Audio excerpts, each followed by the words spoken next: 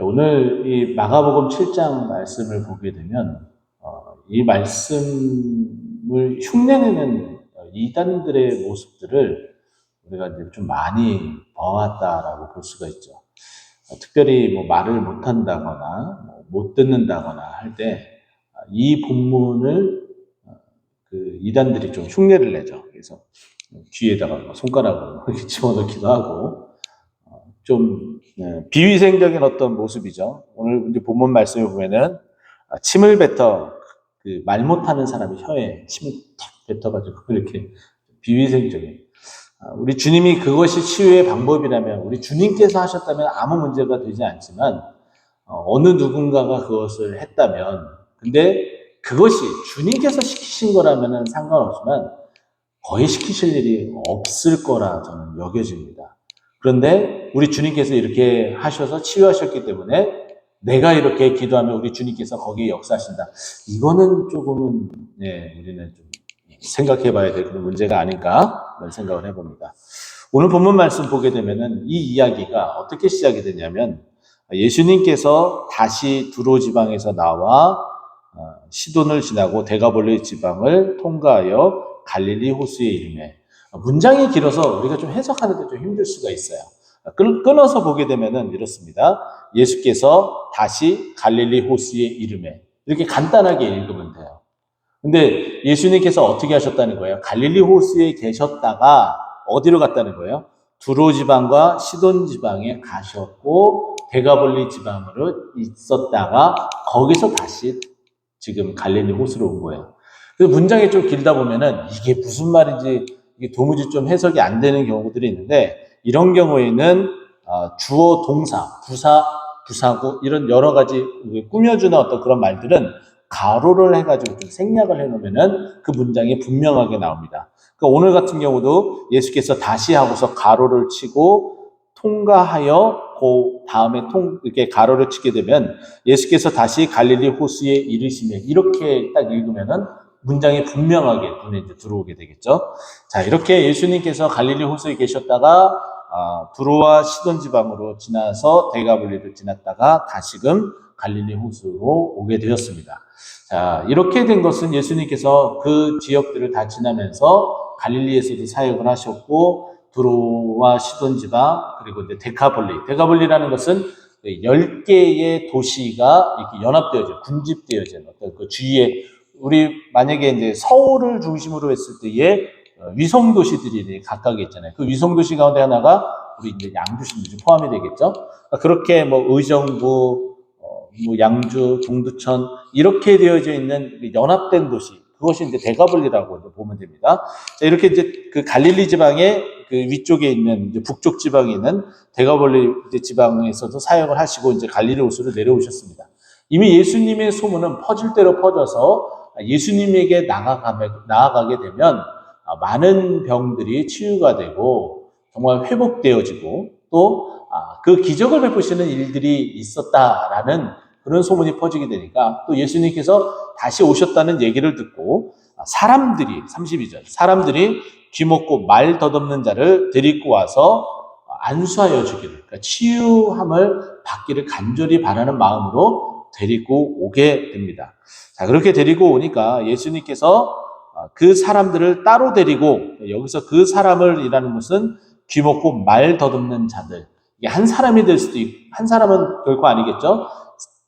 말 덧없는 자들이니까 두 사람 이상 최소한 한 사람 아니면 한 사람 두 사람 아니면 두 사람 이렇게 여러 사람 복수의 사람을 어떻게 해요? 예수님이 따로 데리고 가서 무리에게서 좀 떨어뜨린 다음에 그 이유는 예수님이 치유 방법이 이때 뭐 우리가 살고 있는 삶이 그렇게 크게 변화가 되지 않는다면은 상식적으로 사람이 귀를 막 이렇게 한다거나 아니면 침을 뱉어서 그 혀에 댄다거나 이런 것들은 조금 상식에서 조금 벗어나는 어떤 그런 모습입니다. 그렇기 때문에 사람들을 따로 데리고 가서 이렇게 손가락을 양귀에 놓고 침을 뱉어 그의 손에 대시는 일들 그거는 이제 외형적인 모습이고 우리는 이 외형적인 모습보다는 진짜 알맹이 내면 속에 있는 가장 중요한 그 알맹이를 봐야겠죠. 그것이 34절입니다.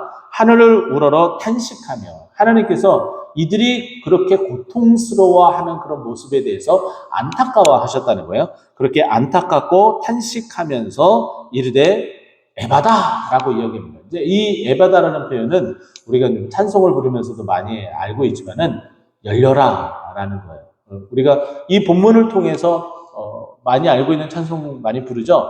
열려라 에바다 열려라. 에바다가 무슨 뜻인지 잘 몰라도 이 찬양을 많이 부르신 분들은 에바다가 무슨 뜻입니까? 그러면 뭐 열려라 이런 뜻입니다.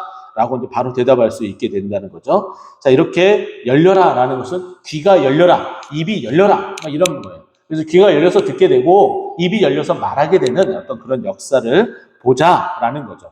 그랬더니 지금 예수님께서 간절하게 탄식하며 안타까워하며 기도한 그 그대로 응답이 되어지는 거예요. 우리는 자꾸 혼돈해서는 안 됩니다.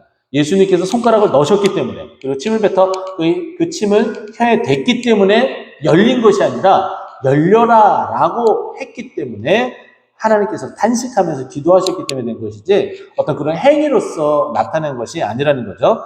그랬더니 35절 그의 귀가 열리고 맺힌 것이 곧 풀려 말이 분명하여졌더라. 듣게 되고 말을 하게 되었다라고 오늘 본문은 이야기를 합니다. 그러고 나서 예수님께서 그들에게 신신당부를 하는 거죠. 여기서는 이제 경고하사라는 표현으로 되어 있는데 아무에게도 지금 이렇게 치유받았다는 것에 대해서 이와 같은 방법으로 이렇게 치유됐다는 것을 말하지 말아라 라고 말씀하셨고 또 재차 또 여러 번 이렇게 신신당부하신 모습을 볼 수가 있습니다. 그렇기 때문에 경고하실수록 이렇게 되어져 있죠. 여러 번 얘기한 거예요. 계속 얘기하면서 이렇게 얘기하지 말아라 라고 얘기를 했더니 그들이 더욱 널리 전파하게 됩니다. 그게 당연하겠죠. 너무나 기쁜 나머지. 그리고 사람들이 물을 때마다 안 들렸었던 사람이 뭐 어떻게 입을 크게 벌린다든지 천천히 말한다든지 쓴다든지 그리고서 자기네들끼리 말이 안 들리니까는 이렇게 무슨 얘기를 하면은 뭐 때문에 그러는데 이제 들리니까 반응을 할 거 아니에요. 그러면 너 어떻게 듣게 됐냐? 그러면 당연히 예수님에 대해서 얘기할 수밖에 없겠죠. 말을 못하기 때문에 한번 써봐라 라고 얘기를 한다든가 그리고 뭘 해줄까? 네가 몸으로 이렇게 몸짓을 해봐.